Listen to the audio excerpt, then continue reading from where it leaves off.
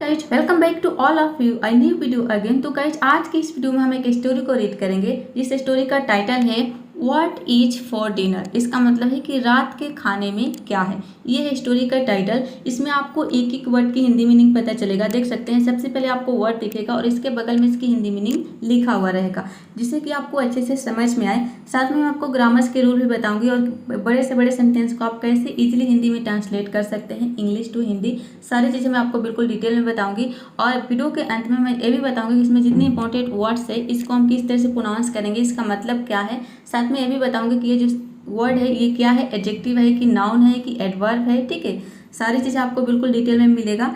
और यदि आपको वर्ड्स के बारे में नॉलेज नहीं है तो न तो आप इंग्लिश पढ़ पाएंगे, ना लिख पाएंगे, ना ही बोल पाएंगे। सारी चीज़ों के लिए वर्ड्स का ज्ञान होना बहुत ही जरूरी है। यदि आप किसी भी कॉम्पिटिटिव एग्जाम की तैयारी कर रहे हैं तो उसके लिए भी वर्ड्स का ज्ञान होना बहुत ही आवश्यक है। ठीक है, तो बहुत सारी चीज़ें आपको इस वीडियो में सीखने को मिलेगा। तो चलिए बिना किसी देरी के वीडियो को शुरू करते हैं। तो देखिए सबसे पहला वर्ड है सैमी। ठीक है, ये एक नाम है, एक पुरुष का नाम है सैमी। ऑलवेज, ऑलवेज का मतलब होता है हमेशा और वरीड का मतलब होता है चिंतित। ठीक है, तो सैमी हमेशा चिंतित। देख सकते हैं कि यहाँ पे कोई सेंटेंस नहीं बन रहा है। यहाँ पे क्या होना चाहिए, यहाँ पे सैमी के बाद वाज होना चाहिए जो कि स्टोरी में नहीं दिया है। हो सकता है टाइपिंग करते समय मिसिंग हो गई हो। ठीक है, वाज यहाँ पे लिखना भूल गया हो जो भी स्टोरी जो राइटर ने लिखा है। ठीक है, तो यहाँ पे होना चाहिए सैमी वॉज ऑलवेज वरीड, तब जाके इसका मतलब होगा कि सैमी जो है वो हमेशा चिंतित रहता था। ठीक है, about his wife Dolly. About मतलब होता है कि बारे में, हीज वाइफ यानी कि अपनी पत्नी डॉली। ठीक है, उसके पत्नी का नाम है डॉली। तो वह हमेशा चिंतित रहता था अपनी पत्नी डॉली के बारे में। दे वर मैरिड, दे किसके लिए आया है, दे आया है यहाँ पे सैमी और डॉली दोनों को मिलाकर एक से ज़्यादा व्यक्ति के बारे में हम बात करते हैं तो हम दे का यूज करते हैं। ठीक है, वे यानी कि सैमी और डैमी क्या थे, यहाँ पे सैमी और डॉली, डॉली है, थी क्या थे, मैरिड। मैरिड का मतलब होता है शादीशुदा। ठीक है, तो ये शादीशुदा से यानी कि विवाहित भी आप बोल सकते हैं। मैरिड का मतलब विवाहित बोलिए या फिर शादीशुदा बोलिए। तो शादीशुदा थे फॉर ऑलमोस्ट 15 ईयर्स। ठीक है, कि लगभग कितने दिन से, 15 सालों से। ठीक है, लगभग 15 साल से वे दोनों शादीशुदा थे। वाइल, जबकि Dolly was a village girl. ठीक है, जो डॉली है, जो उसकी पत्नी है सैमी की, वह गांव की लड़की थी। ठीक है, विलेज गर्ल का मतलब है कि गांव की लड़की। Sammy was raised in a city. ठीक है, रेज का मतलब होता है रेज्ड, यहाँ पे रेज का मतलब बढ़ना भी होता है। ठीक है, बढ़ना। ठीक है, उठा हुआ। तो यहाँ पे जो ये रेज्ड है ये एडजेक्टिव के रूप में यूज हुआ है। इसको हम अगर हम इसको वर्ब के रूप में यूज करें तो ये रेज होता है। ठीक है, रेज का second form third form raised होता है। लेकिन यहाँ पे जो ये रेज्ड है ये है एडजेक्टिव जिसका मतलब है यहाँ पे पला बड़ा। ठीक है, तो जो सैमी है वो शहर में पला बड़ा था लेकिन उसकी जो वाइफ है, जो डॉली है, वो गांव की लड़की थी। ठीक है, तो इसका मतलब है पला बड़ा इन अ सिटी यानी कि शहर में। ऑल्दो हालांकि they had a lot of cultural differences. ठीक है, दी हैड यानी कि उनमें थे, दे किसके लिए है, दोनों के लिए, हस्बैंड वाइफ के लिए यानी कि डैमी और डॉली और सैमी के लिए। कि दी हैड थी, क्या थी, अलॉट का मतलब होता है बहुत, ऑफ कल्चरल, कल्चरल मतलब होता है सांस्कृतिक। ठीक है, और डिफरेंसेस यानी कि अंतर। ठीक है, तो उनमें बहुत सारे सांस्कृतिक अंतर थे इन लाइफ यानी कि जीवन में। ठीक है, उनके जीवन में बहुत सारे सांस्कृतिक अंतर थे क्योंकि जो डॉली थी वो गांव की लड़की थी और जो सैमी था ये शहर में पला बड़ा था। आगे है डॉली मैनेज्ड। मैनेज का मतलब होता है संभालना, तो उसी का यहाँ पे सेकेंड फॉर्म है मैनेज्ड यानी कि संभाला। डॉली ने संभाला एवरीथिंग मतलब सब कुछ। टू परफेक्शन, परफेक्शन का मतलब है बखूबी। ठीक है, डॉली ने सब कुछ बखूबी संभाला। दो लाटेस्ट वरी। ठीक है, लाटेस्ट का मतलब होता है हाल ही का। ठीक है, हाल ही का, वरी मतलब होता है चिंता।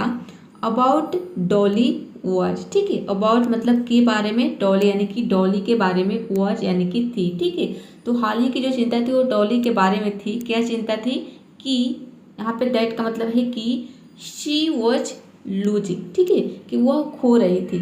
लूज का मतलब होता है खोना। तो यहाँ पे जो सेंटेंस है ये पास्ट कंटिन्यूअस टेंस का सेंटेंस है। शी वॉज लूजिंग का मतलब है कि वह खो रही थी, ठीक है। क्या खो रही थी? हर हियरिंग, ठीक है, सुनने की जो क्षमता है, हियरिंग का मतलब सुनने की जो क्षमता है वह खो रही थी। सैमी वॉज वरीड, जो सैमी था वह बहुत चिंतित था, ठीक है। सैमी को बहुत चिंता थी दैट की, सैमी कौन है? यानी कि उसके हस्बैंड को, ठीक है। सैमी, वो जो डॉली के जो हस्बैंड है सैमी, उसको बहुत चिंता थी दैट की ड्यू टू एजिंग, ठीक है। एजिंग का मतलब है उम्र बढ़ना, ठीक है। एजिंग का मतलब होता है उम्र बढ़ना, उम्र ज़्यादा हो जाना, ठीक है। ड्यू टू का मतलब होता है के कारण, ये एक प्रीपोजिशन है जिसका मतलब होता है के कारण। तो देखिए यहाँ पे ड्यू टू एजिंग का मतलब हो गया कि उम्र बढ़ने के कारण, ठीक है। ड्यू टू एजिंग यानी कि उम्र बढ़ने के कारण सैमी को चिंता थी। डोली वॉज जनरली, ठीक है। डोली वॉज यानी कि थी, क्या थी? जनरली का मतलब है धीरे धीरे, ठीक है। लूजिंग यानी कि खो रही थी, ठीक है। डॉली धीरे धीरे खो रही थी हर हियरिंग, अपने सुनने की कैपेसिटी यानी कि क्षमता को, ठीक है। डॉली धीरे धीरे अपने सुनने की क्षमता को खो रही थी। इसके लिए जो सैमी था वो उसको बहुत चिंता थी। आगे है इट हैपन, ठीक है। हैपन का मतलब होता है होना, उसी का यहाँ पे थॉट सेकेंड फॉर्म दिया है हैपन, यानी कि ऐसा हुआ। वन डे, एक दिन, ठीक है। एक दिन ऐसा हुआ व्हेन, जब Sammy was in the living room, ठीक है। लिविंग रूम उसको बोलते हैं जहाँ पे हम पूरा फैमिली बैठते हैं या फिर जहाँ पे कोई हम गेस्ट वगैरह को बैठाते हैं, ठीक है। जो भी मेहमान वगैरह आते हैं तो एक ऐसा रूम होता है जहाँ पे हम किसी मेहमान को बैठाते हैं, तो उस रूम को हम बोलते हैं लिविंग रूम, ठीक है। तो एक दिन ऐसा हुआ कि जब सैमी बैठा था, कहाँ बैठा था? लिविंग रूम में, ठीक है। जब यहाँ पे सैमी क्या लेना है? लिविंग रूम में बैठा था एंड और आस्क्ड फॉर, ठीक है। आस्क फॉर एक फ्रेजल वर्ब होता है जिसका मतलब होता है मांगना। तो यहाँ पे देखिए आस्क का सेकेंड फॉर्म, यानी कि हम पास्ट के बारे में बात कर रहे हैं तो यहाँ पे सेकेंड फॉर्म का यूज किया गया है आस्क्ड फॉर, यानी उसने मांगी। अ कप ऑफ टी यानी कि एक कप चाय मांगी। फ्रॉम डॉली यानी कि डॉली से, डॉली यानी कि अपने वाइफ से उसने एक कप चाय मांगी। किसने मांगी? सैमी ने। डॉली डिड नॉट रिस्पॉन्ड, ठीक है। डॉली ने कोई रिस्पॉन्ड नहीं दिया। रिस्पॉन्ड का मतलब है कि जवाब, ठीक है, जवाब नहीं दिया। जवाब देना, रिस्पॉन्ड मतलब होता है। डॉली ने कोई जवाब नहीं दिया। डॉली ने आपको कर लेना है, ठीक है। ही इंक्रीज्ड हिज वॉइस, उसने अपनी आवाज़ बढ़ाई। इंक्रीज का मतलब होता है बढ़ाना, उसी का यहाँ पे सेकेंड फॉर्म दिया है इंक्रीज, यानी कि प्रेजेंट इंडेफिनिट का सेंटेंस है। स्टोरी देखेंगे कि ज़्यादातर ये प्रेजेंट इंडेफिनिट सेंटेंस में होता है, ठीक है। इसमें ज़्यादातर प्रेजेंट इंडेफिनिट टेंस के सेंटेंसेज आपको मिलेंगे। तो इंक्रीज यानी कि उसने बढ़ाई हिज वॉइस, अपनी आवाज़, ठीक है। उसने अपनी आवाज़ बढ़ाई। किसने? डॉली ने, ठीक है, सैमी ने, ठीक है। सैमी ने आवाज़ बढ़ाई। जब एक बार उसने कहा, चाय मांगा, तो शायद उसके पत्नी ने नहीं सुनी, तो फिर इसने अपनी आवाज़ बढ़ाई। एंड वंस अगेन, और एक बार फिर आस्क्ड फॉर, आस्क्ड हर, ठीक है। हर आया है उसके पत्नी के लिए यानी कि डॉली के लिए, उससे कहा, मांगा, ठीक है। आस्क फॉर यहाँ पे हो गया है, ठीक है, यानी कि मांगा। सम टी यानी चाय, ठीक है। एक बार उसने फिर उससे चाय मांगी। स्टिल, फिर भी, स्टिल का मतलब होता है फिर भी। ही हर्ड, उसने नथिंग यानी कि कुछ नहीं सुनी, ठीक है। फिर भी वह कुछ नहीं सुना। फ्रॉम डॉली यानी कि डॉली से, ठीक है। ही आया यहाँ पे आया है वो किसके लिए? सैमी के लिए, कि जो सैमी है उसने कुछ नहीं सुना। दोबारा भी उसने चाय मांगा, फिर भी उसको कोई रिस्पॉन्स नहीं मिला, कुछ नहीं सुना। फ्रॉम डॉली यानी कि डॉली से। ही गॉट अप, देखिए यहाँ पे जो है गेट का सेकेंड फॉर्म है गॉट, ठीक है। गॉट अप इसका मतलब होता है उठना। गेट अप का मतलब उठना होता है। गेट अप एक फ्रेजल वर्ब है जिसका मतलब होता है उठना। उसी का यहाँ पे गेट का सेकेंड फॉर्म दिया है गॉट, ठीक है। ही गॉट अप यानी कि वह उठा। एंड स्लोली, स्लोली का मतलब होता है धीरे धीरे। वॉकड मतलब कि चला गया। टू द किचन यानी किचन में, ठीक है। वॉक का मतलब होता है चलना, टहलना, ठीक है। तो वॉकड उसी का सेकेंड फॉर्म दिया है वॉकड। तो चला गया कहाँ? किचन में, और वह धीरे धीरे किचन में चला गया। एंड आस्क्ड डॉली फॉर, देखिए यहाँ पे भी है आस्क्ड फॉर यानी कि मांगा। डॉली मतलब कि डॉली से सम टी यानी कि चाय, ठीक है, और डॉली से चाय मांगी। डोली वॉज अ बीट सरप्राइज्ड, ठीक है। यहाँ पे जो ये सरप्राइज्ड वर्ड यूज हुआ है ये एक एडजेक्टिव के रूप में यूज हुआ है जिसका मतलब होता है हैरान, आश्चर्यचकित। और बीट का मतलब होता है थोड़ा, ठीक है। तो डॉली वॉज यानी कि डॉली थी थोड़ी हैरान, ठीक है, कि डॉली थोड़ी हैरान हुई। एंड सेड दैट, ठीक है, और कहा, और क्या कहा, और उसने कहा या फिर और उसने बोला, यह भी हो सकता है कि और उसने कही, ठीक है, डॉली यहाँ पे आया है वाइफ के लिए, ठीक है, डॉली है वाइफ, और उसने बोली या फिर कही भी हो सकता है, क्या कही, शी वुड, ठीक है, कि शी वुड ब्रिंग, वह लेकर आएगी, ठीक है, लेकर, ब्रिंग का मतलब क्या होता है, लाना, और वुड ब्रिंग मतलब कि लेकर आएगी, इट आया है यहाँ पे चाय के लिए, ठीक है, इन 10 मिनट्स यानी कि 10 मिनट में, ठीक है, कि वह 10 मिनट में चाय लेकर आएगी। और few days after that incident, ठीक है, और फ्यू यानी कि कुछ डेज यानी कि दिनों, आफ्टर मतलब होता है के बाद, ठीक है, कुछ दिनों के बाद, दैट इंसिडेंट यानी कि इस घटना के, ठीक है, इंसिडेंट का मतलब होता है घटना, उस घटना के कुछ दिनों के बाद, ठीक है, और फ्यू यानी कि कुछ दिन, आफ्टर यानी कि के बाद, तो उस घटना के यानी कि जब उसने डॉली से चाय मांगी, ठीक है, जो सैमी था उसने डॉली से चाय मांगी, तो डॉली ने दो तीन बार उसने मांगा, तब जाके वह किचन में गया सैमी ने, फिर उसने चाय मांगी, ठीक है, तो वो क्या बोली डॉली ने कि मैं 10 मिनट में चाय लेकर आती हूँ। तो इस घटना के कुछ दिनों के बाद Sammy had to leave town, ठीक है, जो सैमी था वो हैड टू का मतलब होता है कोई काम है मजबूरी में करना पड़ा, ठीक है, तो सैमी को जाना पड़ा, लीव का मतलब क्या है, जाना, ठीक है, टाउन यानी कि शहर, ठीक है, तो सैमी को शहर छोड़ना पड़ा, ठीक है, छोड़ना पड़ा, लीव का मतलब है एक जगह से हम दूसरे जगह जाते हैं, जगह को छोड़ देते हैं, तो वहाँ पे हम लीव का यूज करते हैं, ठीक है, तो सैमी को जाना पड़ा या फिर सैमी को छोड़ना पड़ा फॉर अ वीक यानी कि एक हफ्ते के लिए, ठीक है, सैमी को एक हफ्ते के लिए शहर छोड़ना पड़ा। आफ्टर हीज रिटर्न, आफ्टर मतलब के बाद, हीज आया यहाँ पे सैमी के लिए, कि सैमी के रिटर्न मतलब वापस आना, ठीक है, उसके वापस आने के बाद ही डिसाइडेड, उसने फैसला किया, डिसाइड का मतलब होता है फैसला करना, उसी का यहाँ पे सेकेंड फॉर्म है डिसाइडेड यानी कि फैसला किया, ठीक है, टू फाइंड आउट का मतलब होता है पता लगाना, ये एक फ्रेजल वर्ब है, तो उसने पता लगाने का फैसला किया, extent of his wives hearing loss, ठीक है, एक्सटेंट का मतलब होता है सीमा, तो हिज वाइफ यानी कि अपनी पत्नी का हियरिंग लॉस यानी सुनने की जो क्षमता है वह खो चुकी है, तो उसके सुनने की जो सीमा है उसके बारे में उसने सुनने की जो क्षमता में जो कमी है उसका पता लगाने का उसने फैसला किया। ही डिस्कस, उसने चर्चा की, ठीक है, डिस्कस का मतलब होता है चर्चा करना, उसी का यहाँ पे सेकंड में डिस्कस यानी चर्चा की, दिस मैटर यानी इस मामले पर, उसने इस मामले पर चर्चा की विद अ डॉक्टर, एक डॉक्टर से, ठीक है, प्रायर यानी कि प्रायर का मतलब होता है सी पहले, टू टेकिंग डॉली यानी कि डॉली को ले जाने से पहले, ठीक है, डॉली को टू द डॉक्टर यानी डॉक्टर के पास, डॉली को डॉक्टर के पास ले जाने से पहले उसने एक डॉक्टर से चर्चा की, ठीक है, द डॉक्टर टोल्ड हिम, ठीक है, डॉक्टर ने उसे बताया, टेल का मतलब होता है बताना, उसी का यहाँ पे सेकंड फॉर्म में टोल्ड यानी कि बताया, क्या बताया, एन ईजी वे, ठीक है, एक आसान तरीका, टू फाइंड यानी कि पता लगाने का, दो आगे देखते हैं, the extent of her hearing loss, ठीक है, यहाँ पे दी, इसके पहले जो आपने देखा यहाँ पे इसको हम दी पढ़ेंगे क्योंकि इसके बाद वाला जो वर्ड आ रहा है ये वर्ड है एक्सटेंट, ठीक है, तो इसमें हम वावल का साउंड आ रहा है, तो जब भी THE के बाद कोई वावल का साउंड आता है तो हम दी पढ़ते हैं, ठीक है, अगर कॉन्सोनेंट साउंड आएगा तो वहाँ पे हम पढ़ेंगे द, तो पहले लेटर का साउंड क्या रहा है, एक्सटेंट यानी कि ए का साउंड है एक्सटेंट, ठीक है, तो हम दी पढ़ेंगे, the extent of her hearing loss, ठीक है, यानी कि जो सुनने की क्षमता में कमी का, सेमी रीच्ड होम, ठीक है, सैमी रीच्ड मतलब पहुंचा, कहाँ पहुंचा, होम मतलब घर, सैमी घर पहुंचा, and called for his wife, ठीक है, कॉल का मतलब होता है पुकारना, बुलाना, तो उसने बुलाया, किसको बुलाया, फॉर हिज वाइफ अपनी पत्नी को, डॉली यानी अपनी पत्नी डॉली को बुलाया, ठीक है, अपनी पत्नी डॉली को बुलाया, एज ही एंटर्ड यानी कि जैसे ही उसने प्रवेश किया, एंटर का मतलब होता है प्रवेश करना, उसी का सेकंड फॉर्म है एंटर यानी कि प्रवेश किया, ठीक है, जैसे ही उसने प्रवेश किया, एज यानी जैसे ही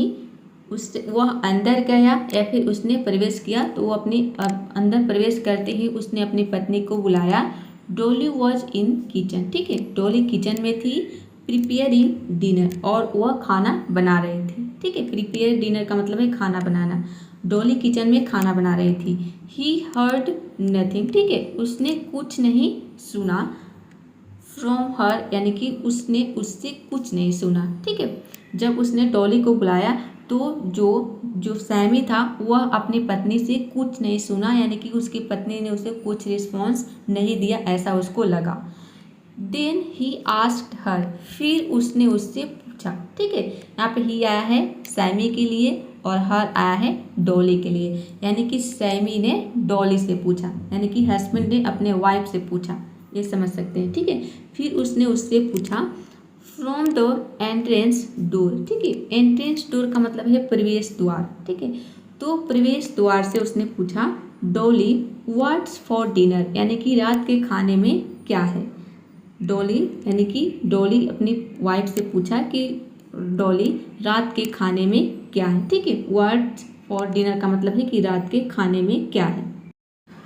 सरप्राइज यानी कि आश्चर्य, नो रिस्पॉन्स। ठीक है, यानी कि कोई रिस्पॉन्स नहीं, कोई जवाब नहीं। ठीक है, फिर भी उसने पूछा, फिर भी उसकी पत्नी से कोई रिस्पॉन्स, कोई जवाब नहीं आया। ठीक है, रिस्पॉन्स का मतलब है जवाब। ऑल वॉज साइलेंट, सब कुछ चुप था। ठीक है, साइलेंट का मतलब है चुप, वॉज यानी कि था, ऑल मतलब सब कुछ। ठीक है, he went to his room. ठीक है, ही वेंट यानी कि वह गया, ही किसके लिए है, सैमी के लिए, कि सैमी गया टू हिज रूम, अपने कमरे में। ठीक है, वह अपने कमरे में गया। एंड आस्क्ड हर, और उससे पूछा, हर आया है यहाँ पे डॉली के लिए। ठीक है, कि उसने अपने पत्नी से पूछा आई एम हियर, कि मैं यहाँ हूँ।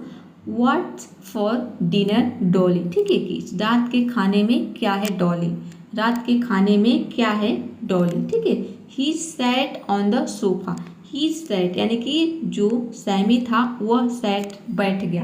सीट का मतलब होता है बैठना, उसी का यहाँ पे सेकंड फॉर्म है सैट, कि वह बैठ गया ऑन द सोफा यानी सोफा पर। ठीक है, जो सैमी है वह सोफा पर बैठ गया।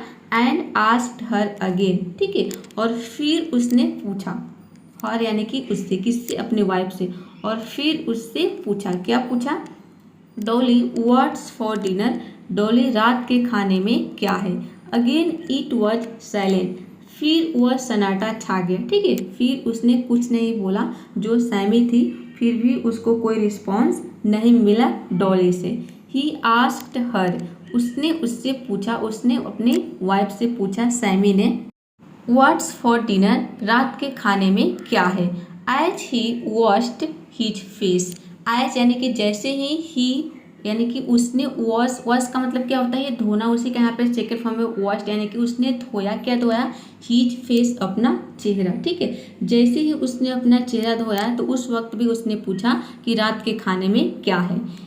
ही then moved a few step ahead. ठीक है, ही यानी कि वह देन मतलब फिर, मूव मतलब कि आगे बढ़ा। ठीक है, move ahead of few step मतलब कि कुछ कदम। ठीक है, फ्यू स्टेप्स का मतलब है कुछ कदम, अहेड मतलब है आगे। ठीक है, फिर वह कुछ कदम आगे बढ़ा टूवर्ड किचन यानी किचन की ओर। ठीक है, टूवर्ड्स का मतलब होता है की ओर, और किचन मतलब कि रसोई बोल सकते हैं या किचन।